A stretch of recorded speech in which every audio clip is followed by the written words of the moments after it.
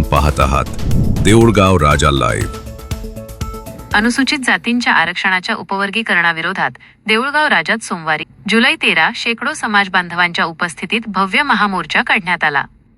संविधान, सामाजिक न्याय आणि समतेच्या रक्षणासाठी आयोजित या मोर्चात युवक, महिला व ज्येष्ठ नागरिकांनी उत्स्फूर्त सहभाग नोंदवत शासनाविरोधात जोरदार घोषणाबाजी केली.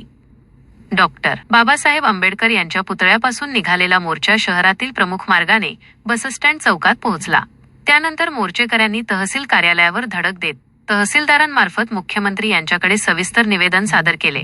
निवेदनात अनुसूचित जातींच्या आरक्षणाच्या उपवर्गीकरणाची प्रक्रिया तात्काळ रद्द करावी, अनुसूचित जातींचे आरक्षण 13% 20% करण्यात यावे, तसेच न्यायमूर्ती अनंत बडर समितीचा अहवाल सार्वजनिक करून संबंधित समिती रद्द करण्याची मागणी करण्यात आली.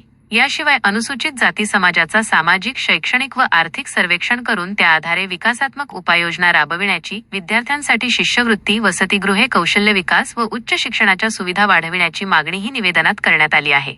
मोर्चा दरम्यान एकजूट हीच ताकद, संविधान हाच मार्ग, जय भीम जय संविधान अशा घोषणा देत आंदोलनकर्त्यांनी संविधानिक हक्क अबाधित ठेवण्याची मागणी केली. उपवर्गीकरणामुळे अनुसूचित जातींमध्ये फूट पडण्याची शक्यता असून सामाजिक न्यायाच्या तत्वांना धक्का बसू नये अशी भूमिका आंदोलनकर्त्यांनी मांडली. मोर्चानंतर तहसीलदारांनी निवेदन स्वीकारून ते शासनाकडे पाठविण्याचे आश्वासन दिले. या आंदोलनात तालुक्यातील विविध गावांतील शेकडो समाजबांधव सहभागी झाले होते.